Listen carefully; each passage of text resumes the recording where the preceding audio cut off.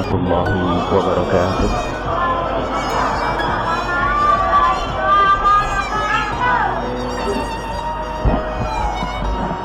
Alhamdulillah alladzi ja'ala rasulahu uswatan li'ibadihi. Alhamdulillah alladzi arsala rasulahu mutammiman limakarimil akhlaqi. Alhamdulillah alladzi ba'atha rasulahu li tadhhiri qulubi ibadihi. Wa sallallahu wa salamuhu ala atqal atqiya'i habibina wa syafi'ina wa maulana sayyidina Muhammad wa ala alihi al-mutahharin wa ashabihi at-tayyibin والتابعين لهم بإحسان إلى يوم الدين. اللهم يا ربنا طهر قلوبنا من النفاق وحسن فروجنا من الفواحش. اللهم يا ربنا ثبت قلوبنا على دينك. اللهم يا ربنا ثبت قلوبنا على دينك. ثبت قلوبنا على دينك.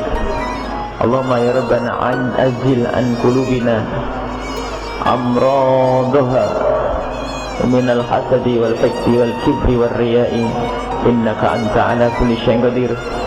اللهم يا ربنا كما حسنت خلقنا فحسن خلقنا. اللهم يا ربنا أعنا على ذكرك وشكرك وحسن عبادتك. يا ربنا احشرنا مع زمرة حبيبك سيدنا محمد وتحت لوائه. اللهم يا ربنا ارزقنا التوبة قبل الموت والشهادة عند الموت والجنة بعد الموت. أما بعد. Hadirin dan hadirat kaum muslimin dan muslimat, alhamdulillah, mari kita senantiasa perbaharui syukur kita kepada Allah Subhanahu wa taala. Karunia Allah, nikmat Allah, bimbingan Allah, hidayah Allah diberikan kepada kita hingga pada detik ini. Saat ini kita masih senantiasa berada di jalan yang diridhoinya. Semoga seperti Allah telah memudahkan kita pada malam hari ini untuk kebaikan, semoga Allah terus memudahkan kita untuk kebaikan hingga kelak di saat dicabut nyawa kita dalam keadaan Allah ridho, dan dibangkitkan kita nanti Allah ridho, dan nanti masuk surga, tempat keridhaan Allah Subhanahu wa taala. Kita masih di dalam pembacaan kitab Hikam Ibn Athaillah As-Sakandari. Akan tapi seperti yang pernah kami janjikan, insyaallah mukaddimahnya akan kita beri tentang, akan kami sampaikan beberapa hal yang selama ini mungkin lupa, yaitu berkenaan dengan urusan hati dan akhlak. Jika kami menyampaikan ini semuanya nanti bukan karena hati kami sudah baik, akan tetapi kita akan belajar bersama-sama membersihkan hati kita dari bermacam-macam penyakitnya, yang jika hati itu kotor maka akan timbullah perilaku yang tidak baik. Kalau perilaku yang tidak baik itu namanya akhlaknya tidak baik, dan akhlak jika tidak baik maka jauh daripada Nabi Muhammad sallallahu alaihi wasallam. Sementara Nabi Muhammad di dalam sebuah riwayat hadis disebutkan, innama bu'ithu liutammima makarimal akhlak. Sesungguhnya aku ini diutus untuk menyempurnakan akhlak. Akhlak. Nabi Muhammad diutus untuk menyempurnakan akhlak. Bahkan suatu ketika Nabi Muhammad pernah ditanya, su'ila Rasul sallallahu alaihi wasallam, mad-din, apa itu agama? Nabi Muhammad menjawab, husnul khuluq, akhlak yang baik. Banyak riwayat tentang akhlak yang baik. Afqalu ma yudha'u fil mizani yaumal qiyamati taqwallahi wa husnul khuluq. Paling beratnya nanti di timbangan hari kiamat nanti adalah ketakwaan kepada Allah dan akhlak yang mulia. Jadi akhlak yang mulia, ya akhlak itu seperti apa? Kita ingin sebelum kita memasuki bermacam-macam penyakit hati, kita harus tahu hati itu adalah komandan dari semua yang ada pada diri kita, anggota tubuh kita. Maka hati itulah yang menggerakkan mata untuk sesuai dengan apa yang ada di dalam hati tersebut. Jika hati baik, maka perilaku akan baik. Maka kalau kita berbicara tentang akhlak, para ulama tidak pernah membahas hati secara detail, akhlak secara sesungguhnya. Tapi para ulama hanya membahas tentang buah. Daripada hati yang baik, muncullah perilaku yang baik. Sehingga akhlak yang selama ini dibahas oleh para ulama tidak lain adalah sekelumit daripada buah yang ada di dalam hati. Kenapa orang itu jadi penyabar? Kenapa orang itu menjaga matanya? Kenapa orang itu mudah menolong? Itu adalah buah dari apa yang ada di dalam hati. Maka dari itu kita akan mencoba memahami hati kita sendiri melalui akhlak. Pembahasan tentang akhlak terdahulu. Jadi akhlak yang baik seperti apa? Orang sering menyebut akhlak yang mulia, akhlak yang mulia, akhlak yang mulia. Seperti apa akhlak yang mulia? Sisi lain kita berbicara tentang hati. Hati itu seperti apa? Semuanya itu perlu dijelaskan agar kita itu sampai kepada tujuan. Membahas sesuatu yang kita tidak jelas tidak akan sampai.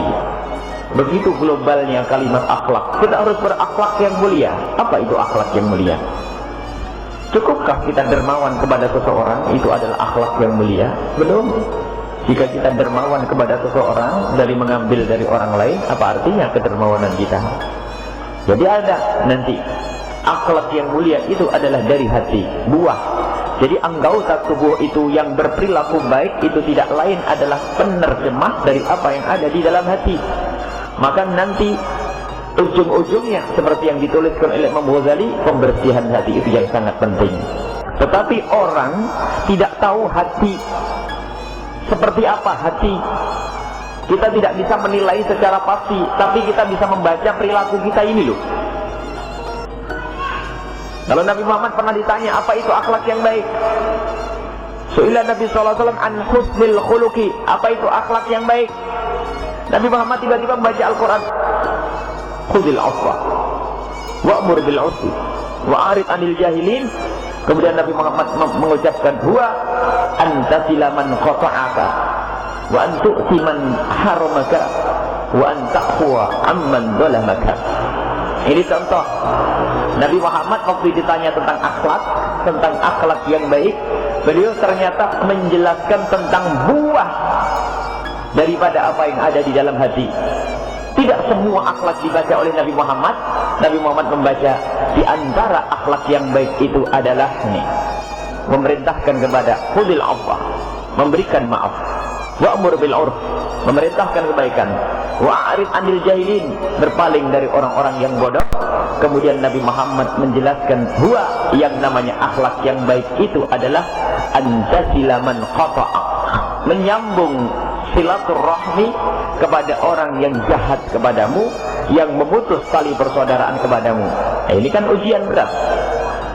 Nggak mudah orang kurang ajar sama kita sambung. Wa antu'ti man haramaka, engkau memberi orang yang pelit. Biasanya kan dibalas, orang aja pelitnya benar, jangan dikasih. Tapi ternyata akhlak yang mulia itu dari di saat orang itu menghalangi pemberian kepada kita, maka di saat itu kita mencoba memerangi. Aku harus memberi orang yang menghalangiku, orang yang tidak mau memberiku. Dan yang terakhir Nabi Muhammad menyebut antaqwa amman zalamaka, engkau memberikan maaf kepada orang yang berbuat zalim kepadamu. Ini sebuah kemuliaan, sehingga nanti bisa disimpulkan termasuk diantaranya memberi maaf kepada orang yang berbuat zalim, tidak mendendam hatinya. Memberi kepada orang yang menghalanginya, sama hatinya bersih, tetap baik kepada orang. Menyambung tali persaudaraan kepada orang yang kurang ajar kepadanya, kelembutan hati. Jadi ini nanti ternyata yang namanya akhlak baik itu semuanya kembali kepada hati. Dan kita tidak akan bisa membersihkan penyakit kita tidak akan membersihkan sebuah penyakit kecuali kita tahu dulu tentang penyakit itu, baru nanti kita beri obatnya. Dan orang tidak akan berobat kecuali dia menyadari kalau dirinya sakit. Dan orang tidak akan mau menelan obat sekalipun kalau ternyata dia tidak merasa berat dengan penyakitnya. Jadi rumus, kalau ingin berobat harus tahu kalau dia itu berpenyakit. Yang kedua, penyakit itu berbahaya. Kalau dua hal ini tidak ada, maka mustahil orang ini mau berobat. Ngapain saya harus disuntik? Ngapain saya harus minum obat yang pahit? Saya tidak sakit, nggak mau. Tapi di saat dia merasa dirinya sakit, kemudian sakitnya itu berbahaya, maka nanti ada gerak mencari obat secara otomatis. Makanya percuma kalau kita ngomong penyakit, tak taunya apa? Kita berbicara tentang sebuah penyakit, tidak menyadari kalau dirinya kena penyakit. Penyakit itu, obat yang diberikan pun tidak akan diobati, tidak akan diminum olehnya, karena dia merasa tidak punya penyakit. Maka ternyata Imam Ghazali dalam kitab Ihya-nya, sebelum beliau membicarakan tentang bagaimana ngobat penyakit yang namanya dengki, yang namanya dendam, yang namanya ini, coba ayo kita koreksi, kita ini bagian orang yang seperti apa. Jangan-jangan kita ini rajin mengobati orang, ternyata kita berpenyakit. Kita berbicara tentang sebuah penyakit, tak taunya nggak sadar. Kita tahu penyakit, tapi nggak menyadari dirinya sakit, percuma.